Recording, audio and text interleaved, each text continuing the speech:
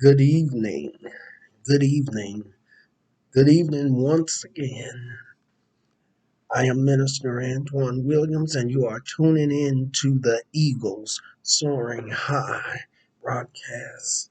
Once again, I am back with another video. I am back again to share my part two of my Storimony.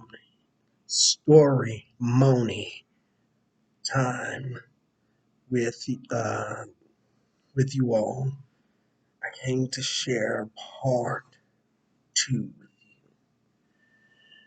I am very excited about sharing this story with you and pray that it encourage and bless someone. I don't know about you, but I've had to learn through the years that God was good no matter what I was going through. Whether things were good, He was good. Whether things were bad, God was still good.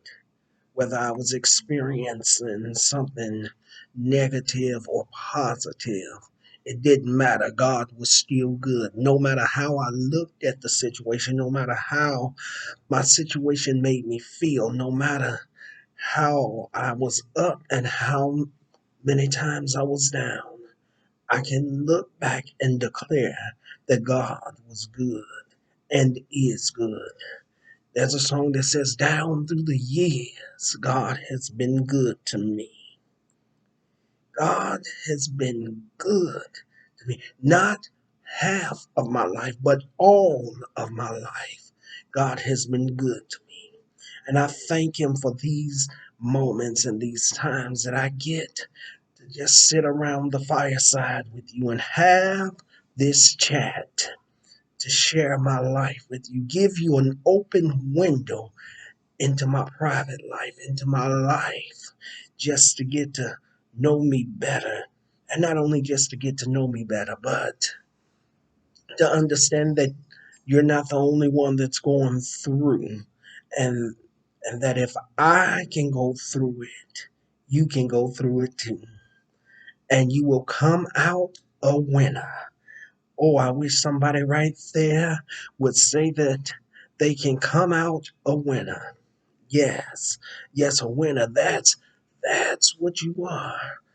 They tell me that those things that don't kill you will strengthen you. And so I'm back with part two of my Storimony moments. In the last video we talked about my experience in the home healthcare field and how it was a wonderful thing. It in the beginning it was wonderful, but as time went on, all hell began to break loose and things became very intense and messy. And I found out that after 10 years, or more than 10 years, over 10 years of being in that field and with my client, I had to leave. My season was up. So I'm back with part two, and we left off where I was. I left my job there and had been seeking for work and couldn't find anything until to the year of 2014. If you want to hear this story and hear this testimony, stay with me. Stay with me to the end of this video. I pray that it will bless you, that it will encourage you, that it will strengthen you, and you will know that you are not alone. And that if I came out of it a winner, you can come out of it a winner. I'll be back in a moment to share this story with you. God bless you and keep you. I'll be right back.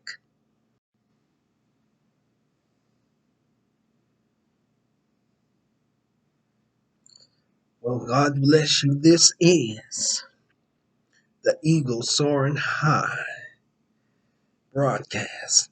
And I want to welcome all of you that have stuck with me, have stayed to view the rest of this video. Well, let's jump right on into this video.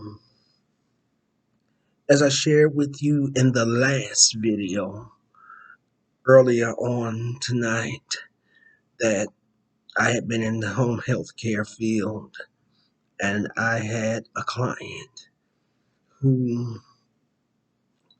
I thought was an awesome man and an amazing man and a blessed man.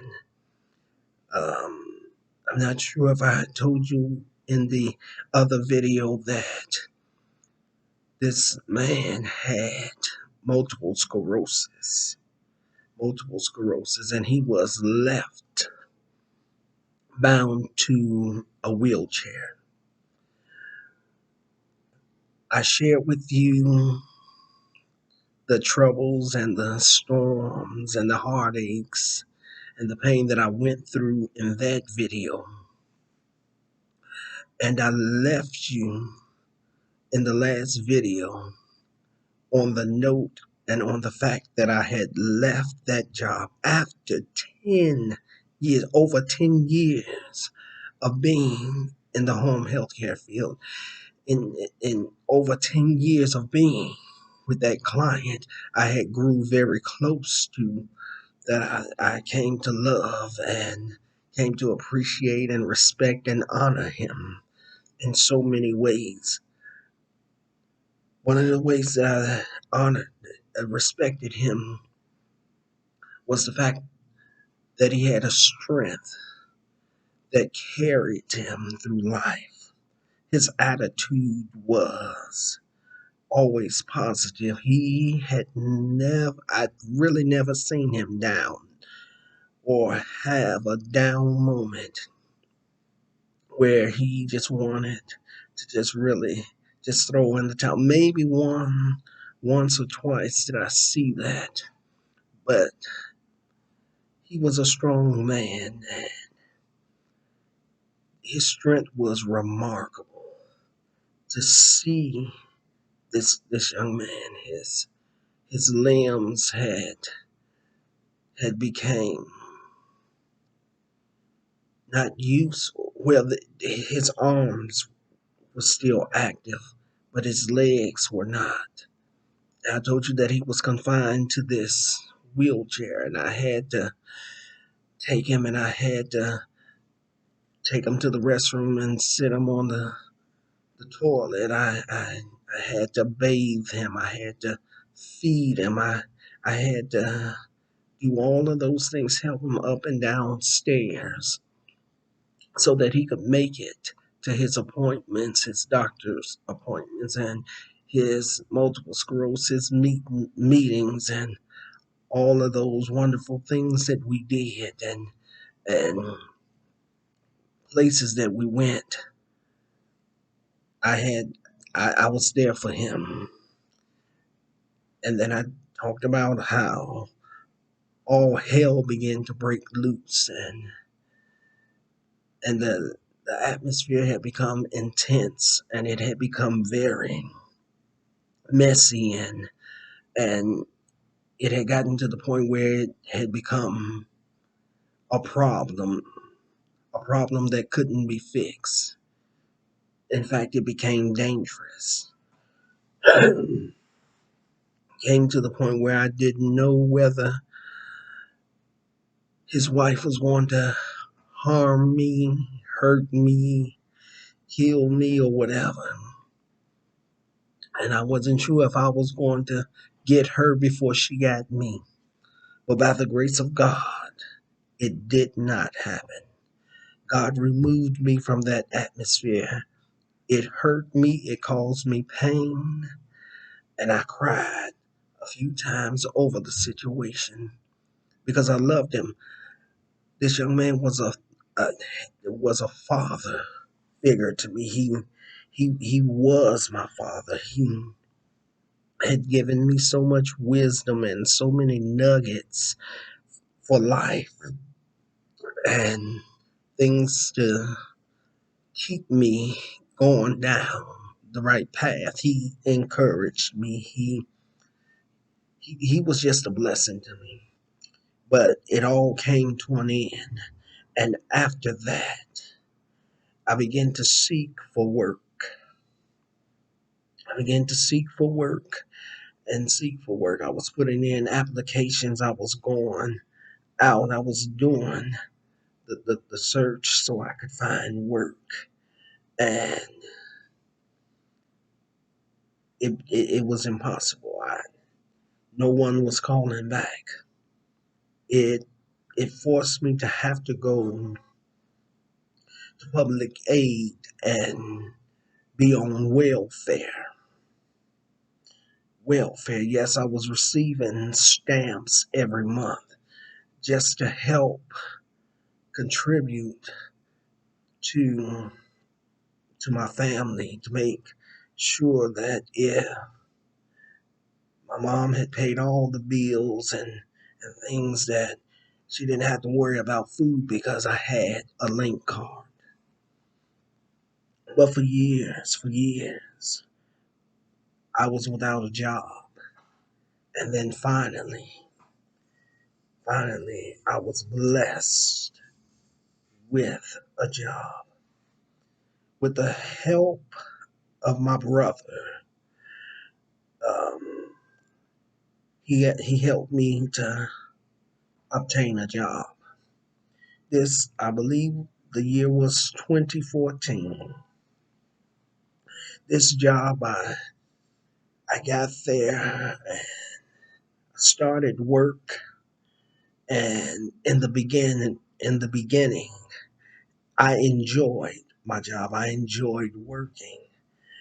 I won't name names or tell you the name of the store that I worked at, but I worked at a grocery store and I was very blessed because during that time period I was going through some stuff, some personal things within my own life.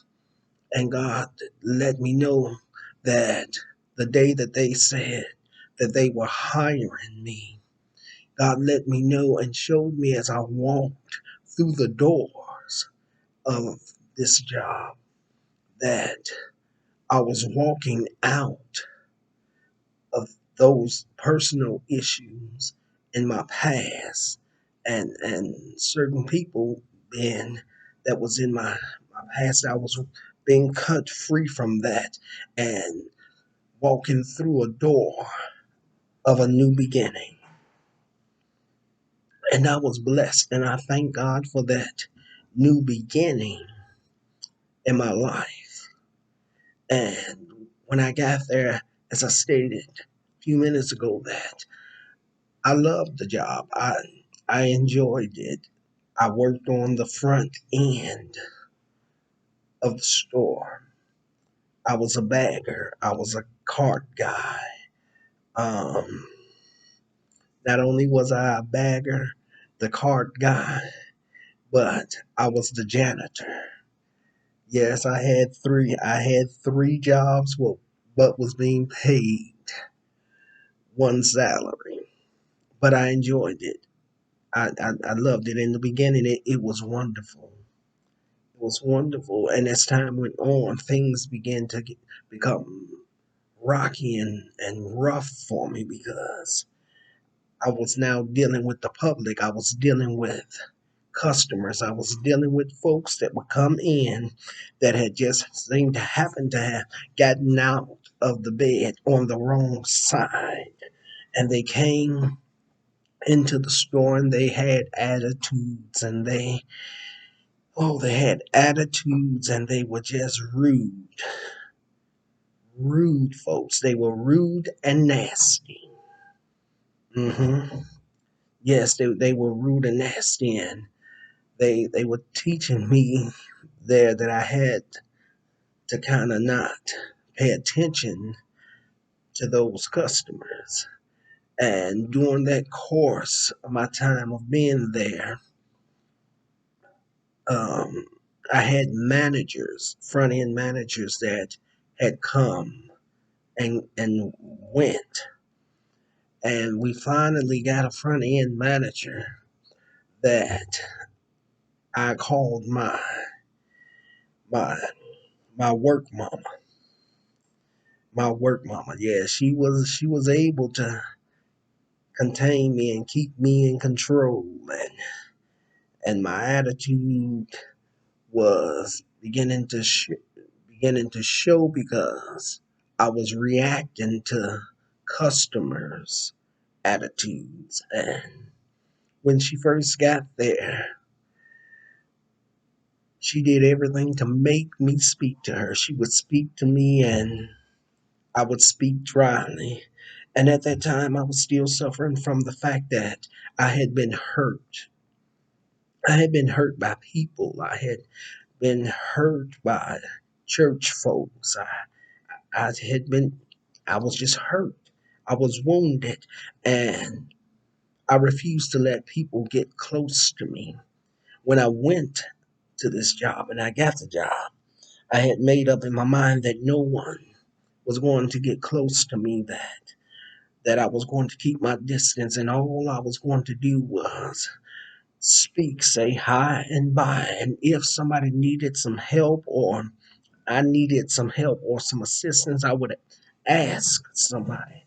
But as far as allowing them to enter into my space, allow them to enter into my space and get close to me, that wasn't happening.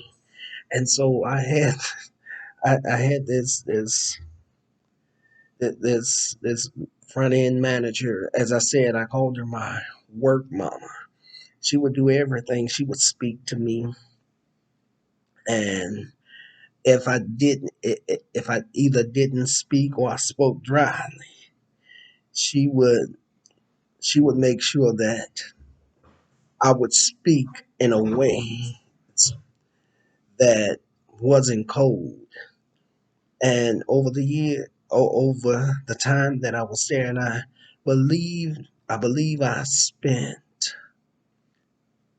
about 2 years on the front end. I believe it was 2 years that I was on the front end.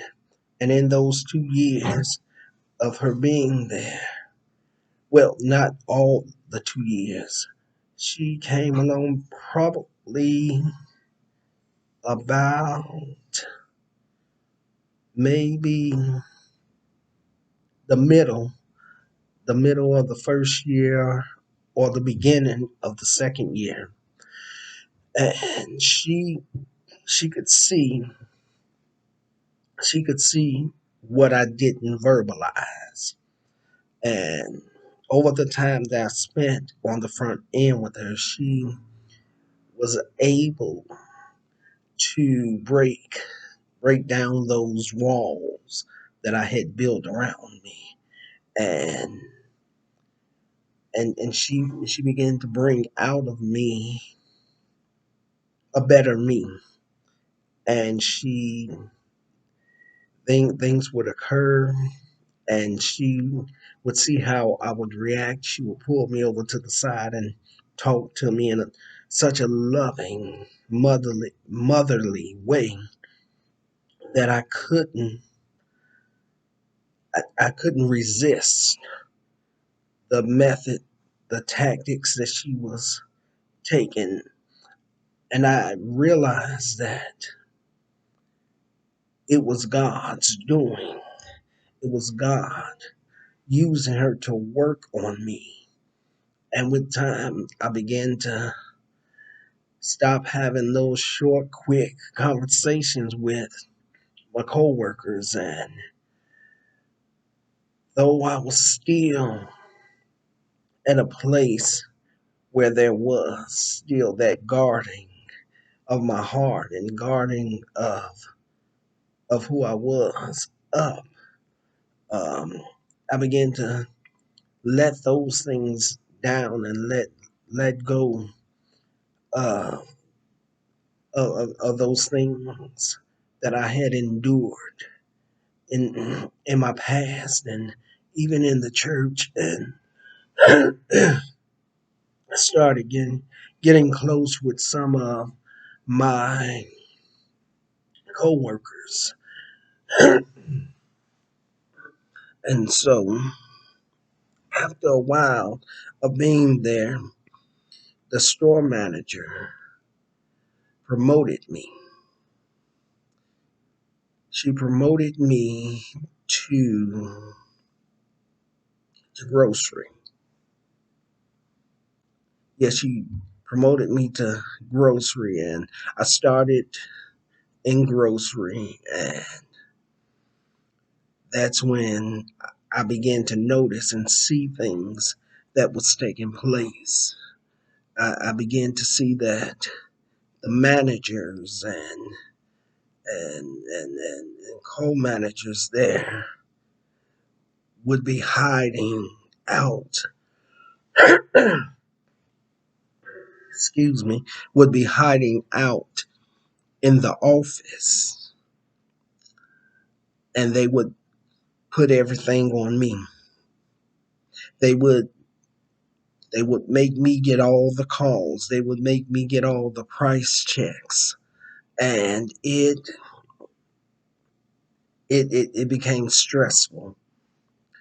So not only was I working in grocery, and they saw my ability of working, they then began to send me to other departments to fill in when the manager wasn't there or was going on vacation. So not only was I in grocery, but I worked dairy, I worked frozen, and some days I would work all three. I would work grocery, dairy, and frozen, which means that I would be scheduled for grocery, but I would have to get the price checks for dairy. I would have to go and get price checks for frozen, and then some days they when the managers would go on vacation, I would have to go and work their department. So I would work frozen or I would work dairy. But it really didn't matter because if I was working dairy, then I had to get frozen uh, price checks, and I had to do price checks for frozen and grocery, plus get my work done in dairy. And then sometimes it was vice versa. I would be in frozen and stocking shelves and doing doing what I was supposed to be doing, and have to get dairy price checks, have to get groceries price checks, have to get calls, have to deal with customers and send telling customers where the product was. They would go and still couldn't find it. So after a while, I just stopped sending them, and I would go and take them to the product. Not only was I would I stop to take them to the product, but then I would have a call. So I was actually doing a bunch of things. One person. Now I remind you, the managers were there.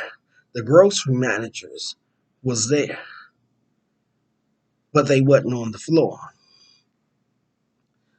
So I'm running around doing I'm running around doing it all. Grocery, frozen, dairy.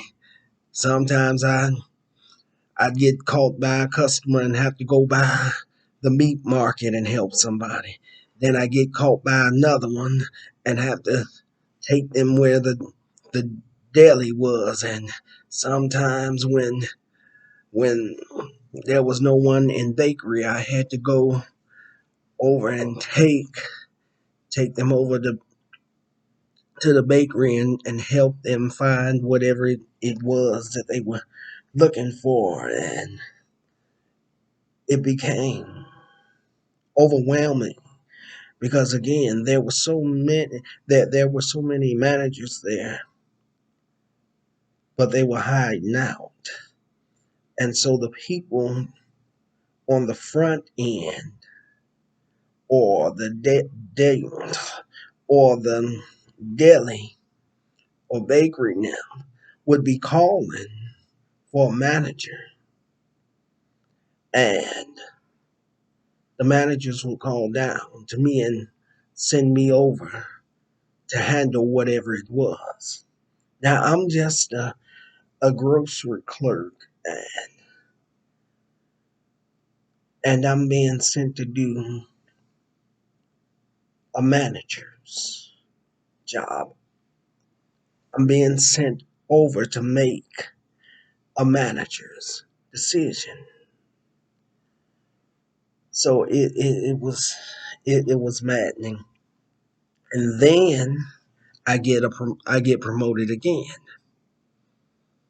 and I get promoted to go to night crew.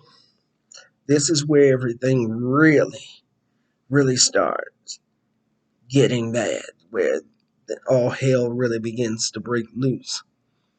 So they promote me and they send me to night crew, and they send me there to assist the night crew manager.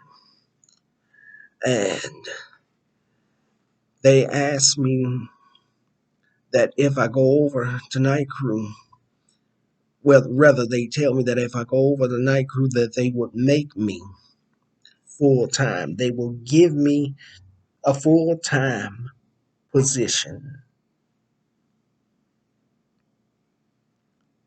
This is what they told me. If I agreed to go over to night crew, that they would give me a full time position. Well, I agree to go over to night crew. And at this time, we had radios. And the store director that sent me over to night crew gets on the radio. Now, everybody in the store has these radios and they have them in their ears. And the store director, he announces that Antoine is going over to night crew, and he's going to night crew as a full timer.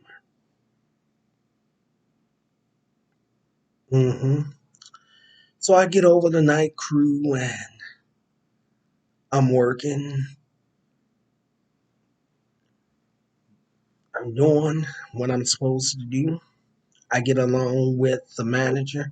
In fact, the manager likes me. I like the manager. He's very cool. We became very good friends during the time that we were there, that I was there.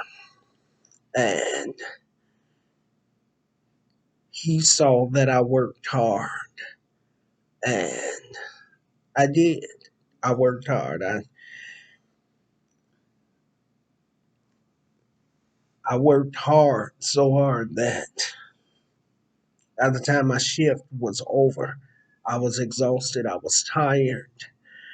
Um, I was I was doing my work plus somebody else's work, and then all of a sudden things went south because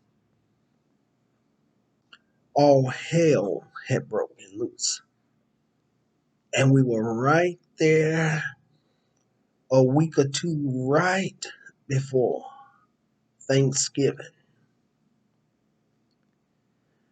And the night crew manager was overwhelmed. He had been dealing with a lot of BS and a lot of stuff from upper management. And he came in this particular night and he looked at all that was in the back room and he was tired. He was fed up, fed up. And he said to me, I don't mean to do this to you, but I can't take it no more. I'm out of here. I quit. He went upstairs, wrote his resignation letter, left it on the store director's desk,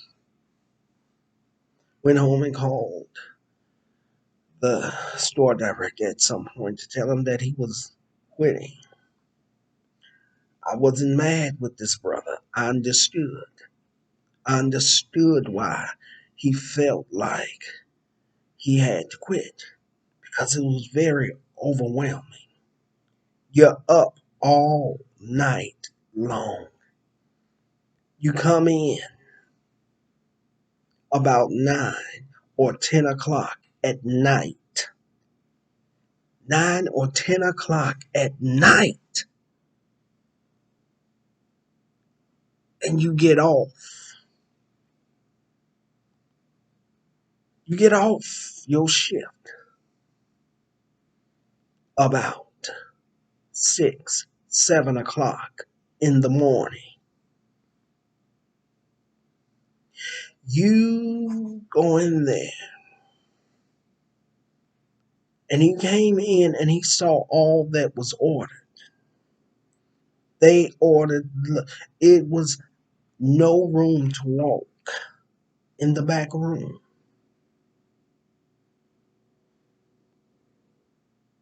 So I understood. I wasn't mad with the brother.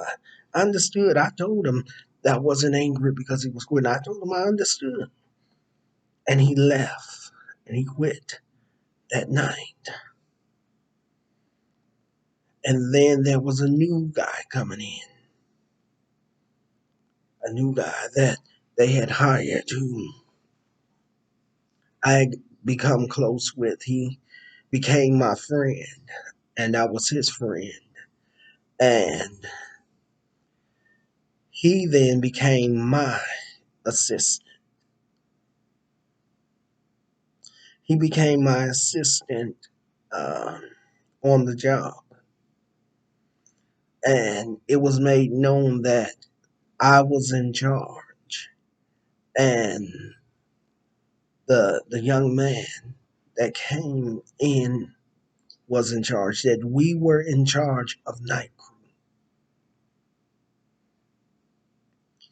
And we took a lot of slack and we took a lot of mumbling and complaints and all this. We went through some hell and high water because we didn't get a lot of the product up. But the fact of the matter is we didn't have the crew to do it.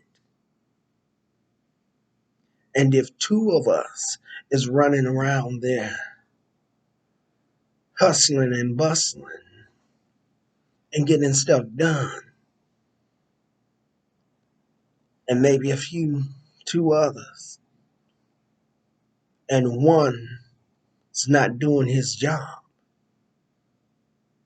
then we're shorthanded. And we were shorthanded, very much shorthanded. And it was a very small crew. But you want us to clear up the back room with 4 people, 4 or 5 people, actually 4. The 5th person was there which is a good friend of mine. He was there as a facer. Three of us, three of us is running around getting stuff done. And the fourth one is off hiding somewhere, sleeping, walking around, doing nothing, talking and chattering and all this. And we couldn't accomplish what we were supposed to accomplish. But it was no way that we were going to do that when we had pallets going, a product going from one end of the back room to the other end of the back room. And then we were making complaints about the one that was the slacker and wasn't doing anything, that was turning the crew against one another, trying to divide the crew up because he was jealous, because he didn't get the position as the night crew manager. So we have to babysit him and not get anything done. But you telling us that we've got to do our job and his too. Not fair.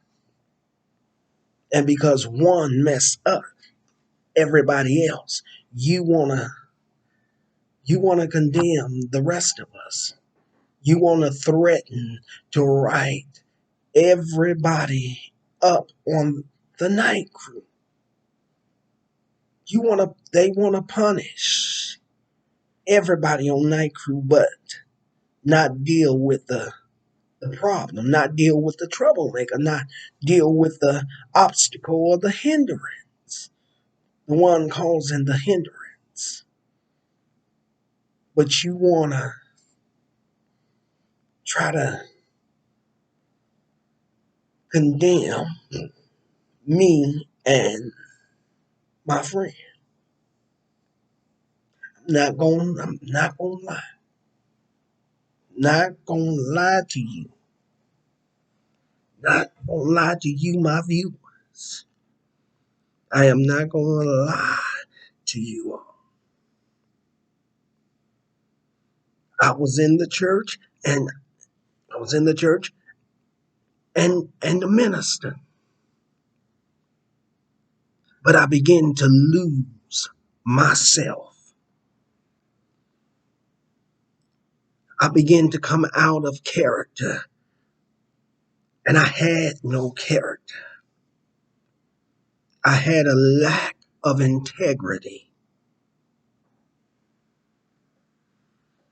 So when they would pull me and my friend in in the back room and try to correct us, my flesh rised up. And yes, me, the minister, the man of God, cussed them out. I use profanity, yes. Am I proud of it? No. But they pushed me to the point to where I got off my square. I love God and I loved God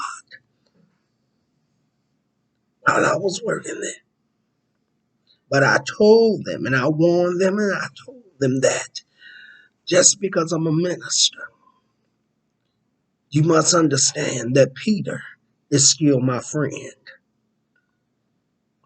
And so they wanna point the finger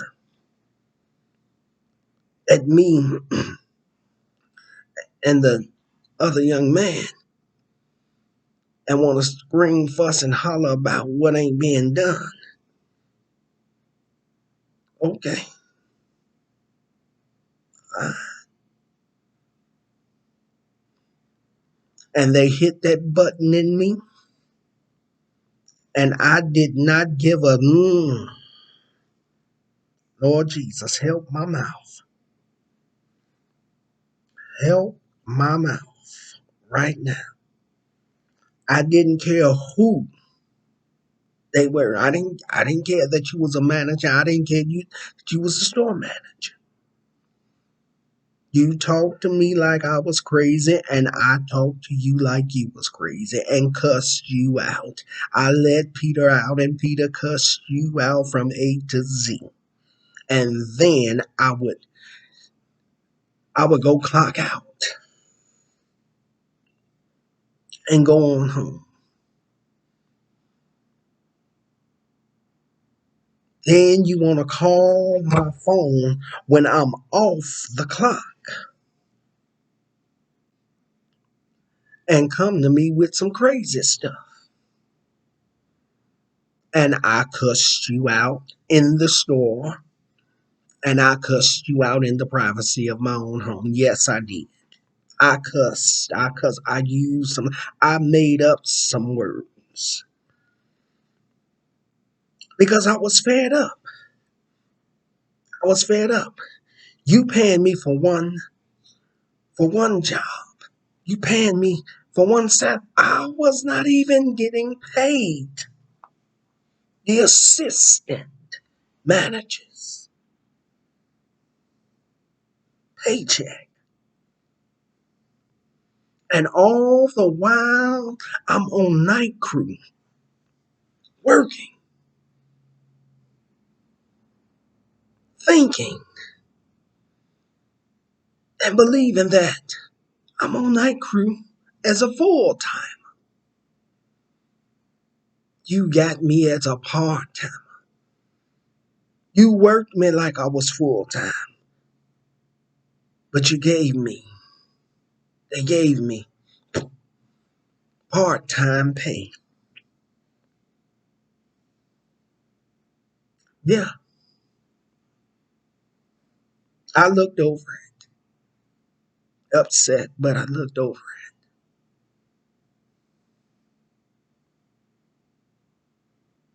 And then what they did was the most disrespectful. Hmm. Bleep. The most disrespectful bleep thing they could have ever done. I trained my friend when he first got there. He was there for maybe 2, 3 months at the most. I trained him. I trained my friend who became my assistant.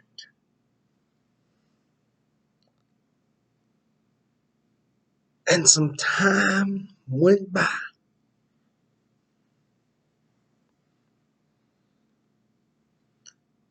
And then the troublemaker,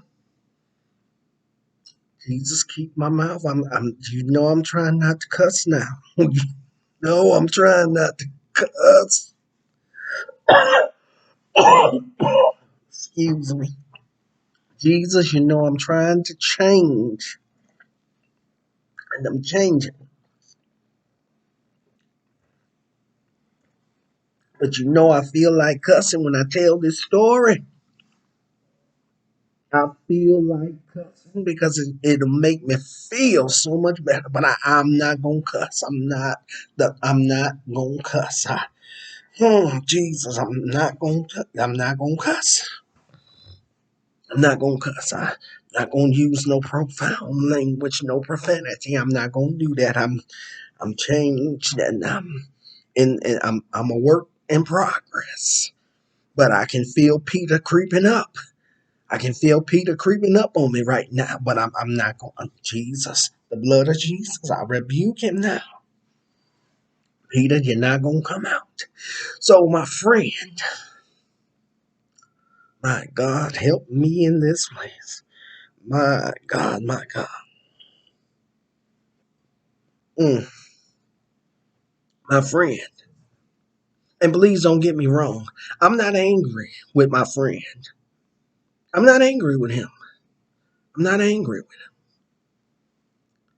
But the troublemaker came, the the the poop starter. Let me put it that way. That made me feel somewhat a little bit better. The poop starter. Y'all don't act like y'all don't know what that means, but the poop starter approached me one day. He approached me one night and he approached me and he said, "Are you full time?" I said, "I'm supposed to be full time, but I don't know. I was promised to be full time when I got here, but I don't know why. Why are you asking me that?" He said, "Have you looked at the schedule?" I said, "I took a picture of the schedule and that was it." Then he says to me, "How is it that you've been here longer than,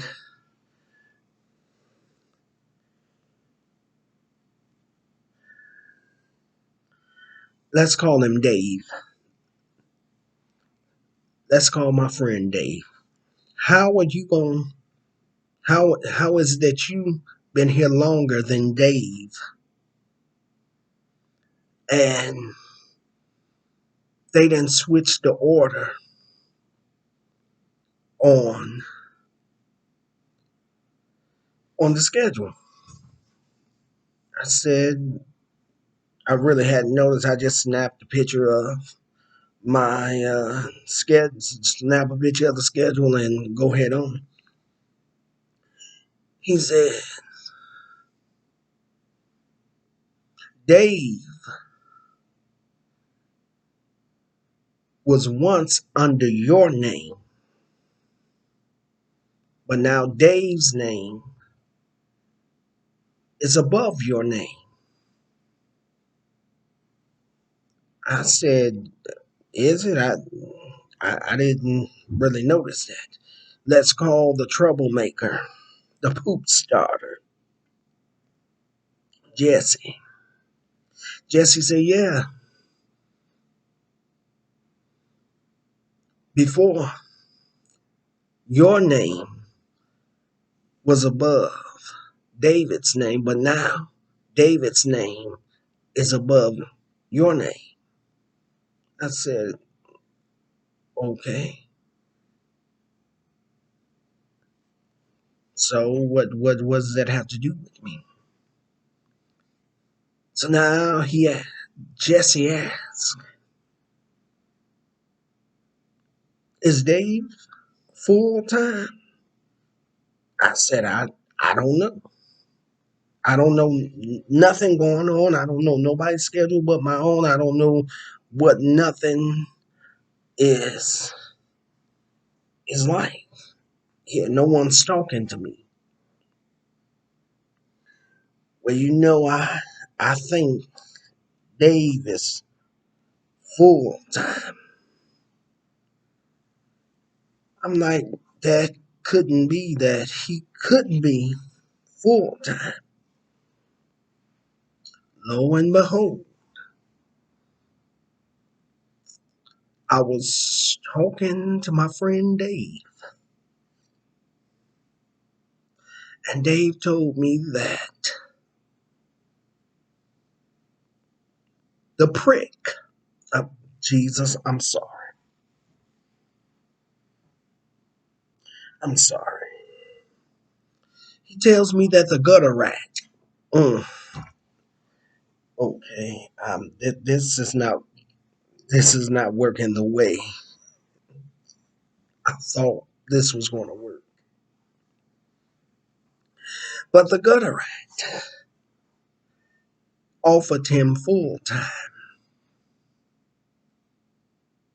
All the while, the gutter rat is still telling me that he was working on getting me full time. Whoa, what do you mean that you working on getting me full time? I was supposed to be full time when I came over. And my friend Dave, he was a he's a Latino Hispanic. I'm sorry, please nobody get offended uh by that. And I told Dave, I said, look, I'm mad. I'm just gonna put that out on the table now. I'm mad. I'm pissed. But I'm not mad with you. I'm not angry at you, Dave, because this this has nothing to do with you. I'm angry with the managers and the store directors. That's who I'm mad at.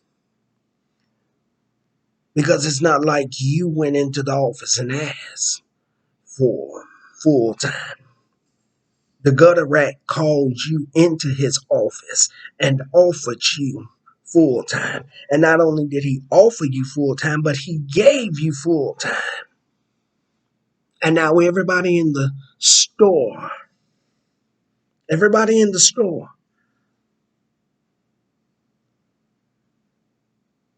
has seen me and is asking me, aren't you full time? No, I'm not full time.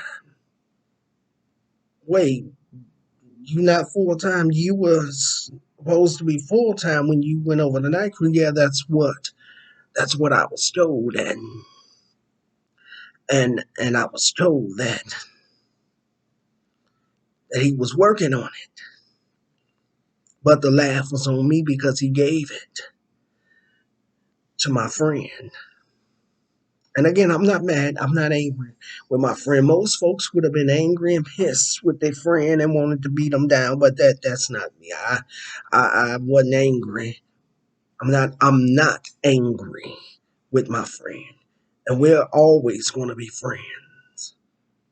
But the gutter rat and the snakes that have been lying to me all this time, that's who I'm angry. That's who I was angry at. That's who I was mad with. Because you lied to me.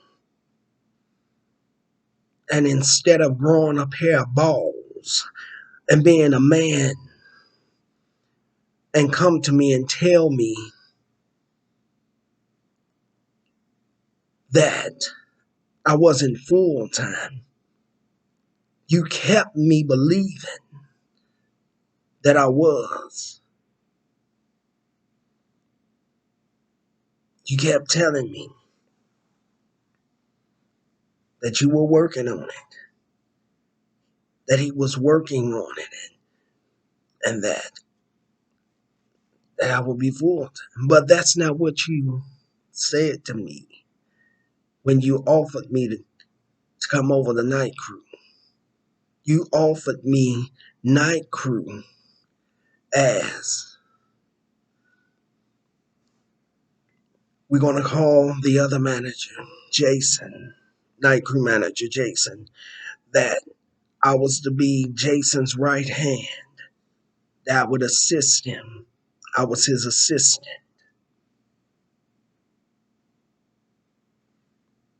And so when I went over, I would be full time, but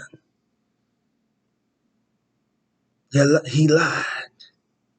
He lied on a consistent and daily basis. He lied. Had everybody in the building thinking that I was full time. So people began to ask me over the times and the years that I was there, was a full time, and they were disappointed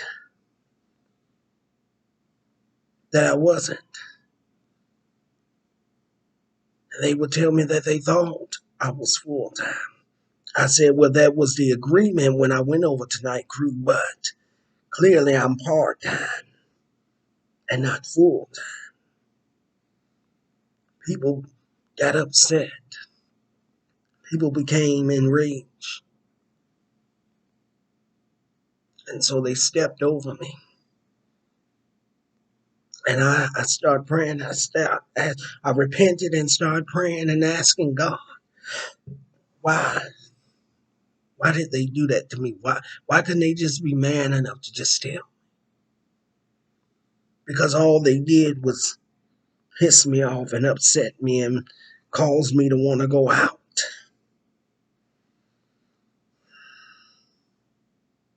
And I know I probably shouldn't say this, but I'm going to say it because I just wouldn't be real or be me if I just didn't tell you the full truth. I confess that I cussed out many of the managers, and I confess that. But their actions made me want to go outside by the propane tanks and light a cigarette and toss it in there. They made me want to get some lighter fluid and go out there and spray down the propane tanks and light a cigarette and toss it in there because they lied. They lied to me. And the thing about it was, I think I would have been a little bit, been able to handle it a little bit better if I was able to have been able to get to church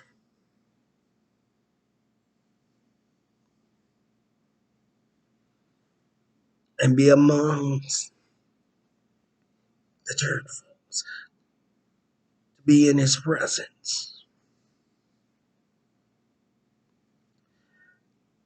But I lost my way and my flesh rose up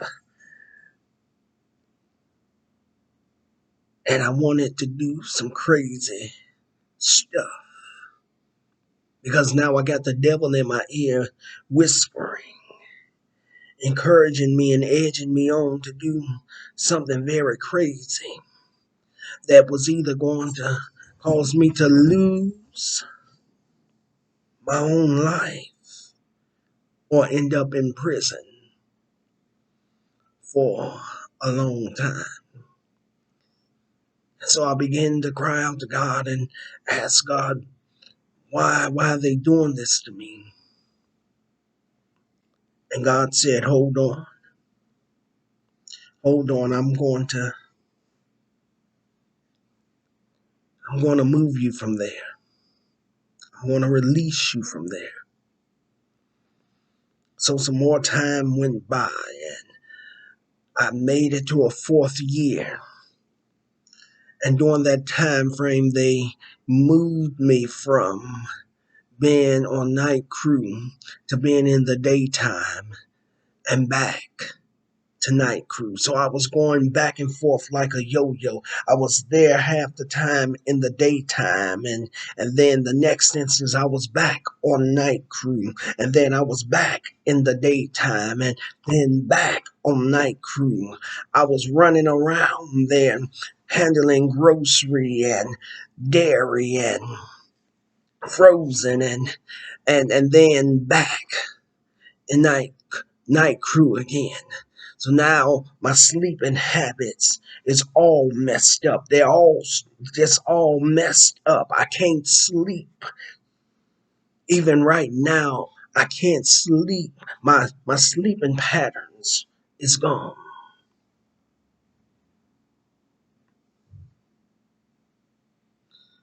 My body now is so used to being up at all hours of the night to the day that now I'm doing good if I sleep for half an hour.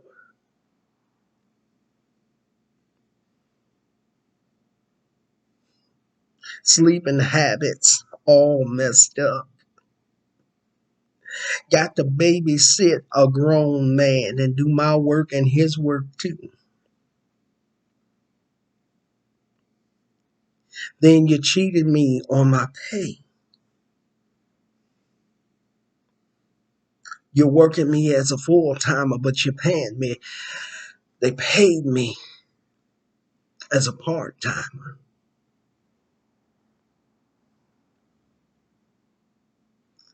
I was there practically all day, every day. Had days off and they'd call me in because somebody else had called off. I was there so much that my other coworkers thought that maybe I had snuck up. They made the joke that I had brought my bed from home and slept because I was there in the morning and sometimes in the evening. And then to really add salt to my wounds,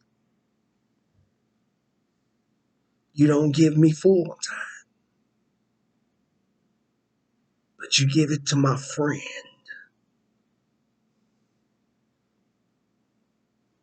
You give it to my friend, and yet you play me like a yo-yo. My shift was ending, and you asked me to stay. I would stay. Some days I would be there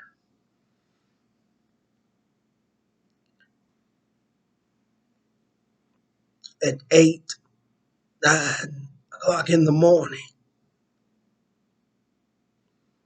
to about 2 o'clock in the afternoon. And because somebody called off you, the managers would come to me and ask me if I could stay. There were times that I didn't get out of there until 10 o'clock, sometimes 11 o'clock at night.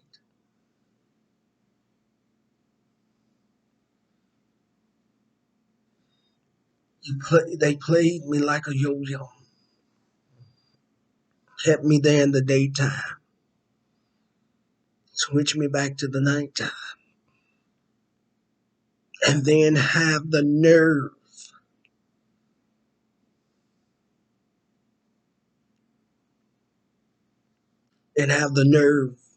to call me and tell me that if I wanted full time,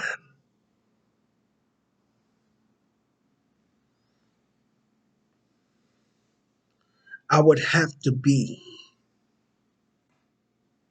responsible. It's not responsible, the word they use. Uh, they use the word dependable. If I wanted full time, I would have to be dependable.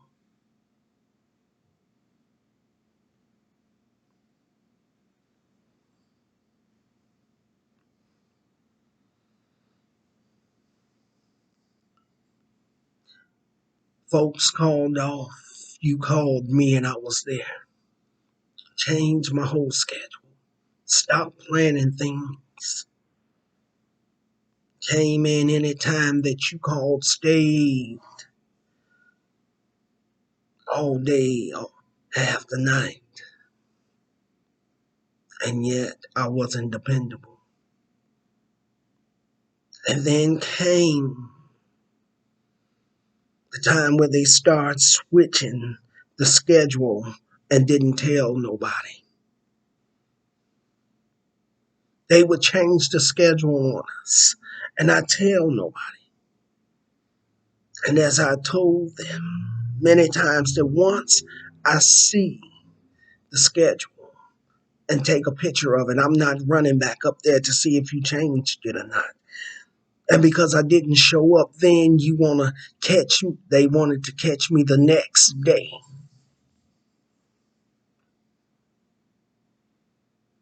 and try to reprimand me. But you changed the schedule and didn't consult me. But you want to reprimand me and try to make me sign stuff, leave these little forms on the board for me to fill out, explaining why I wasn't there. No, I didn't do it. And all the while, God is telling me to hold on. It's going to be all right. He was going to let me leave. I wanted to take vacation time. And I couldn't take vacation because there were people there that they say that had more seniority than me, and folks was on vacation, going on vacation, so I couldn't take mine. That sounded like a personal problem because I have nothing to do with somebody else. I put my vacation in before. I put my vacation in first, and I didn't get it because by this time we had a new night crew manager.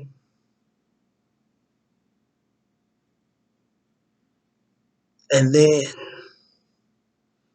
the new night crew manager came in, and my friend became his assistant, and I was left down at the bottom of the podium. I was nothing but an employer.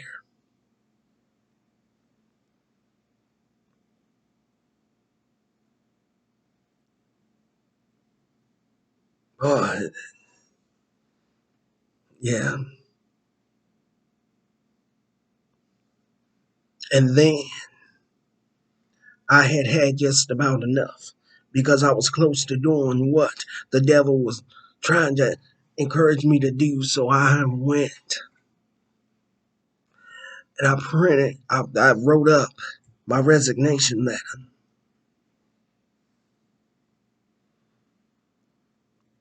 And I had enough time where it was 2 weeks.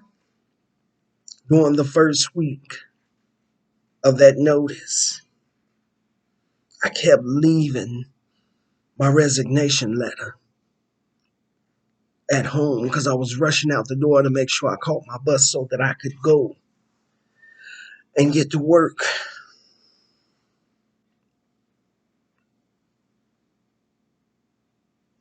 And then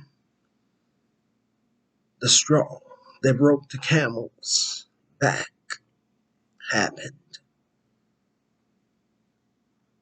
Got to work, clocked in,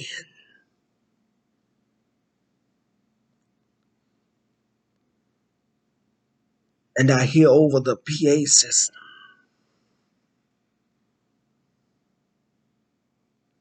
all night crew members come to the back.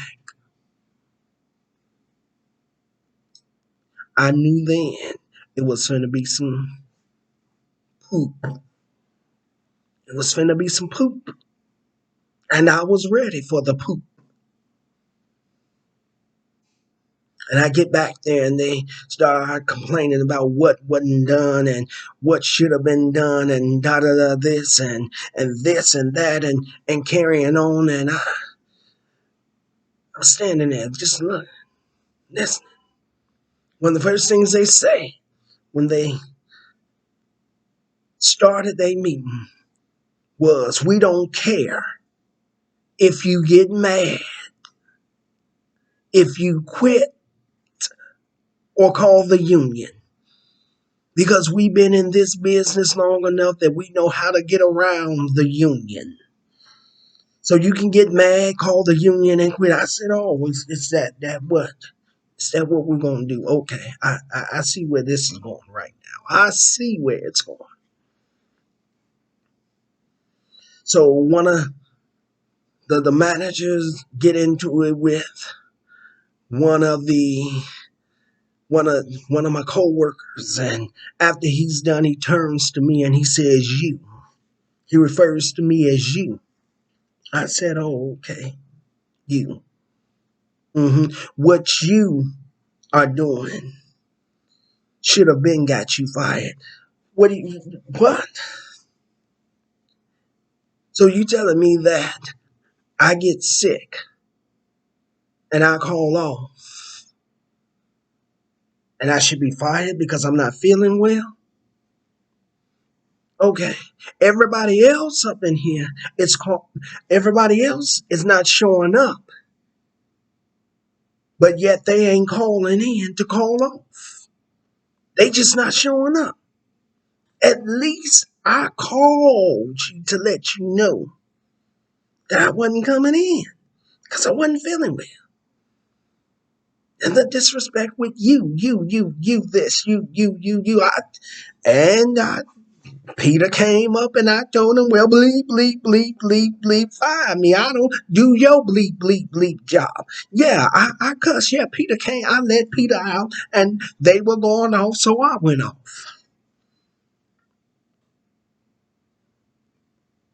They went off, I went off. Y'all gonna sit up here and cuss. Cuss at be cussing at me like I'm a little boy. Okay. Okay, you think you got some balls? Let me show you I got some too. I've been silent all this time and taking a whole bunch of manure off of all of you up in here from the managers, and I'm not finna do it now. So okay, we want to play this game. All right. So the night crew manager comes at me. I came, got down on his level, let Peter out, and started cussing you. Yes, I did. I'm sorry, y'all. That is not funny. That is not funny. Oh, that ain't funny. Jesus forgive me. But yeah, I did. I cussed. I said, yeah, I cussed and I cussed and I cussed because y'all cussing and y'all ain't being respectful, and I'm not feeling like being respectful right now either. So bleep bleep bleep bleep bleep bleep bleep. Oh no, Antoine, you taking it wrong. No, I'm taking it in the way that you giving it to me. Well, you don't take care of yourself. Well, next time I get sick, let me tell you what I'm going to do. I'm just going to come right on in, and when I get sick and I feel like I got to throw up and I'm about close to it, to being a eruptive volcano, I'm coming to your aisle, and I'm going to throw up all over you from your head down to your feet. Yes, I died. Yes. Mm-hmm. Yeah, yes, I did. I said it and I meant it because I was tired of being threatened about being written up for stuff that I didn't do. And I told them, you write me up, it'd be the first and the last time. So write me up and try. Well, what does that mean? Write me up and you'll find out. Mm-hmm. So it went on to be a whole big mess and a cussing match. I cussed them out like I ain't never cussed nobody out before. That yes, I did. I cussed him out again, and I probably made up some new cuss words for them. And then I just got sick and tired of hearing the bull doodle. So I shut up because you cannot, baby, you cannot beat me at being whatever, because I was way ahead of them. I was totally a few steps ahead of them. Yeah, and it was funny because I left out the house and I grabbed my resignation letter and I ran to get to my bus and got there for this buffoonery. And that buffoonery, bull poop, loads of it. They found they found out that y'all can shovel manure at somebody, but I can give it to you back neck deep. Mm-hmm. Yes, I did. I said, okay. Mm-hmm. I did my shift. It was early in the morning. I told my friend, I said, I've got to go to the restroom. I went on upstairs. I took my resignation letter, set it up on one manager's desk. I went, slipped, yes I did, slipped my resignation letter up under the store director's door. And then I went down to H&R and slipped one up under her door. And I left out of there knowing that it was over. Oh yeah,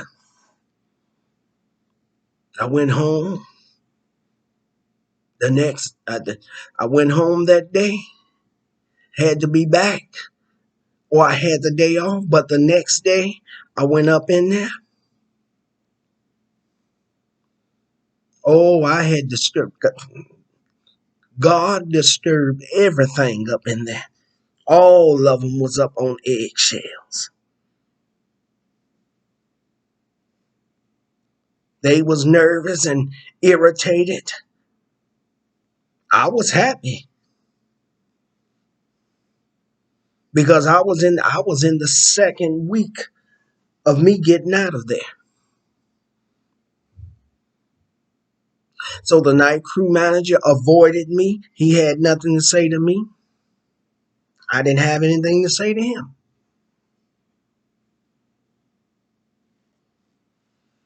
So now all of y'all want to act like little girls up in here and not be professional.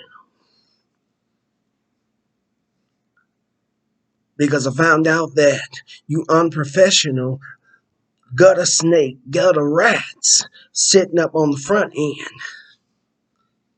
talking about what took place. Mm-hmm. And then you wonder how stuff gets around the store as quickly as it does. Because the managers and store directors sitting on the front end talking about what I did. Talked about that I was leaving, yeah. And now they trying to figure out who they gonna find to bring up in there. They blatantly disrespected me in so many ways. And then I guess they thought I was just gonna stay. Because everybody needs a job, is what they thought. Well, I had been broke before and jobless before, and I was all right. And even now, I'm jobless.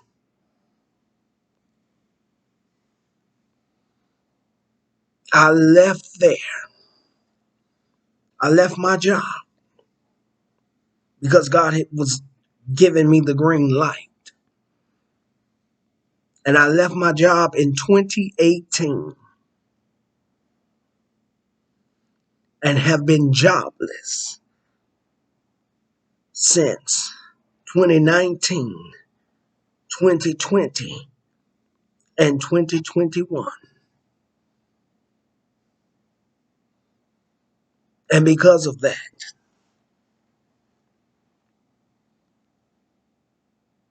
I feel my time up with tending and caring for my nephews. And see, that's something that they didn't know, that they didn't understand, or that they didn't care. Because I told them that on certain days I was babysitting my nephews. So I needed that day off. At least the morning time until about 4 or 5 o'clock. Now, from 5 o'clock on down, if you wanted me to come in, I would come in. I would leave my job, go home, babysit my nephews, try to get a little rest, and then go back to my job that night. I did that for at least three, four, three, four, three, 3 years, 3 years to my last year, to my 5th year there.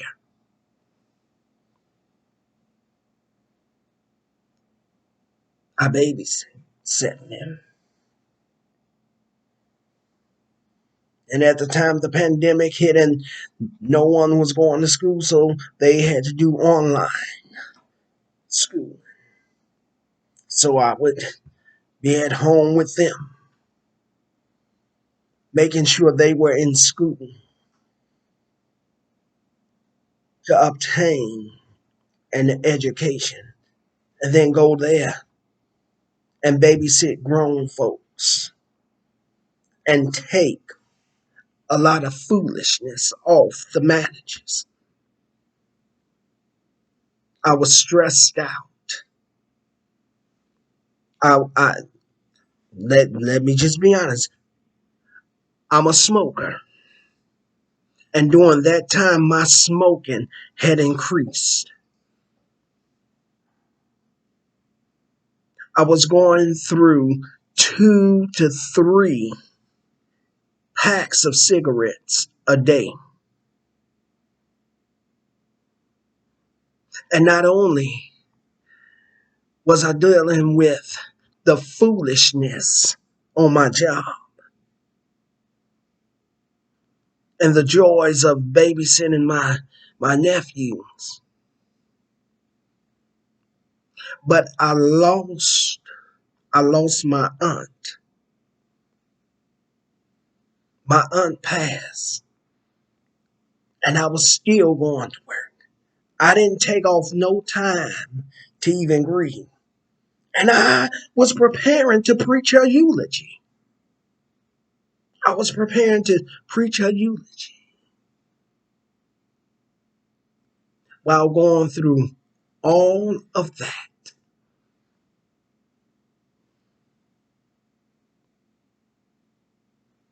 And then you tell me that I'm not dependable. If I want to be full time, I have to be dependable.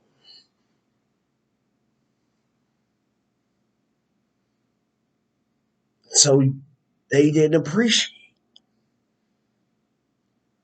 And trust me, God gives folks moments and chances to correct and fix that foolishness and to do right by a person, to do right by his child. Yes, I was a messed up child.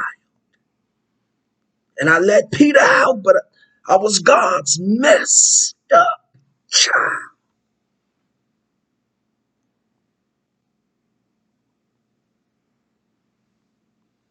And because they couldn't value me or appreciate me,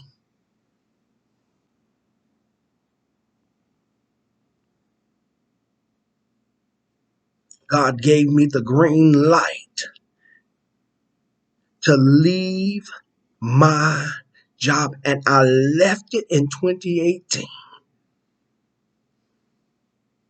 and been without a job up until the present time. But God is going to change that for me. He's going to change that for me. He's going to shift, make a shift, and change that thing for me. Really can't be mad. I'm really not all that mad about it anymore. I may still be a little bit perturbed by it, but not a lot.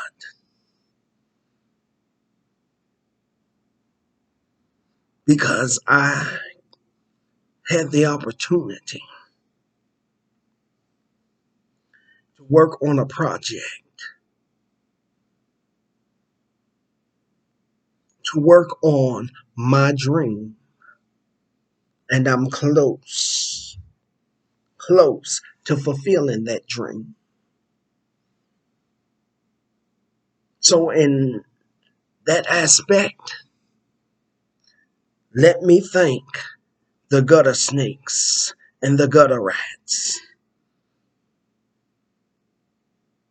that used and abused me while I was there.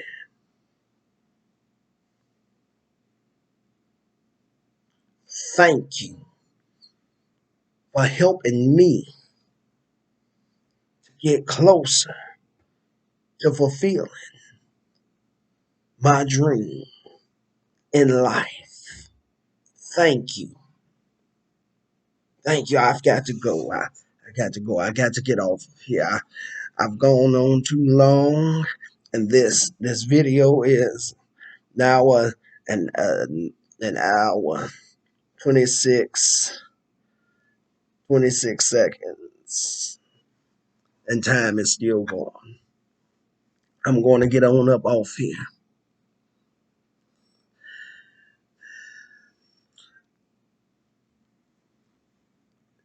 I'm going to get ready to go, but I'll be back in a few minutes. I'm going to be back in a few minutes, and then I'm going to get off of here.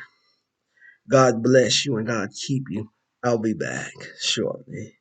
I'll see you then.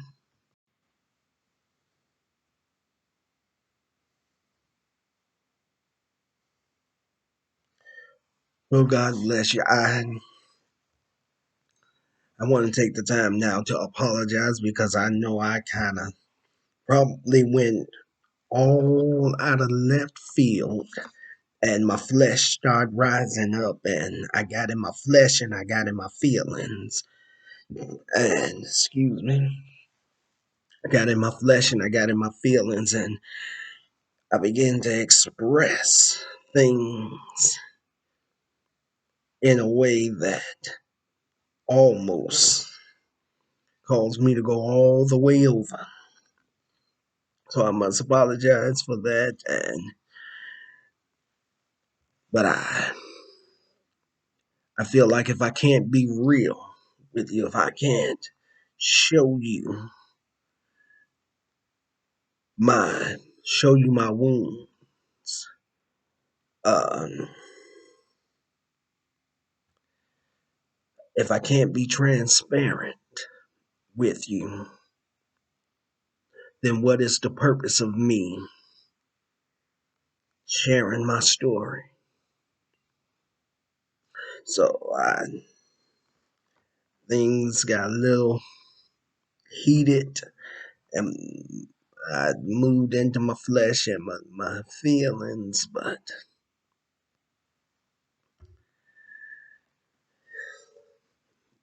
again, I'm a work in progress. I'm still on the potter's wheel. And what I didn't tell you, what I forgot to tell you, was that this job not only caused me to lose myself, but this job caused me to lose something that was very important to me. The very thing that I loved doing and desired to do, that I have a passion to do, it caused me to lose that very thing. It caused me to lose that very thing. It broke me. But that's for the next video. I'm going to share that one with you too. But I'm thankful and I'm grateful that God delivered me from that, delivered me from that job. I am now so much freer. I'm not stressed out all the time. I'm not walking around looking like the Walking Dead.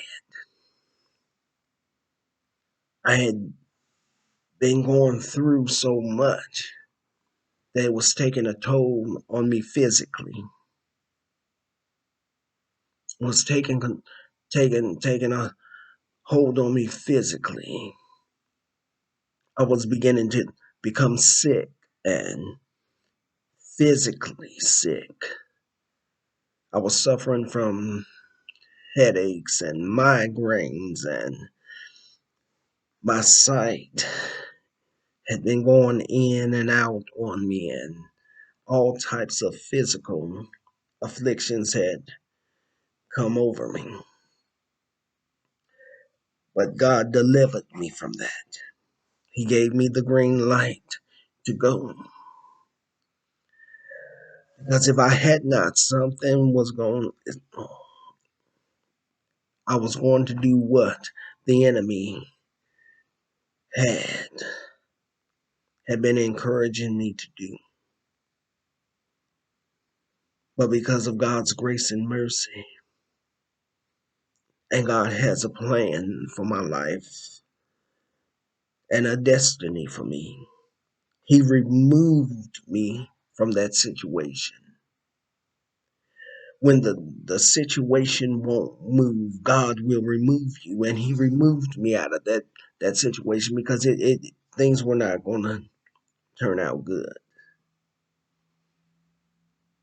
Another thing, and I'm going to get on up off of here, that during my time there, things have become so stressful that in order for me to have had faced my time at being there, I had to take a drink. I would have a drink before I left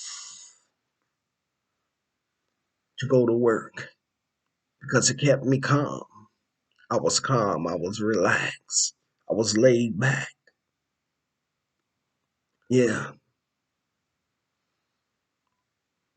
Yeah. It had gotten so bad, as I said, that my smoking had increased. I was going through 2 to 3 packs of cigarettes a day. And then I had to have a drink in order to be able to go to work and work. It was time for me to go. And if God can deliver me, surely He can deliver you. Again, I survived it. So can you. You got to know that today. Look at me in my eyes, just so that I can assure you that if God delivered me from my situation, God can deliver you too. I had to step out on faith. I had to trust God. And I'm still trusting God right now. I'm still standing on faith, knowing that God has already worked it out. It's just got to manifest. So I thank all of you that have clicked on, and I pray that you all will stay to the end of this video. I pray that you will. So as I always say when I get ready to end, I always tell you to get ready to spread your wings as an eagle and get ready to rise up above every storm, every trial, every situation, every circumstance, to rise from the obstacles, to rise above all that and reach your victory. For the Bible says that they that wait upon the Lord shall renew their strength. They shall mount up on wings as an eagle. They shall run and not get weary. They shall walk and not faint. God bless you. Spread your wings today. Spread your wings and fly high. I will be back with the next video. So until then, be blessed. God bless you. And may his love forever shine upon you. God loves you, and so do I. Be blessed and enjoy the rest of your evening. Until the next video, stay blessed and in the Lord's care. God bless you.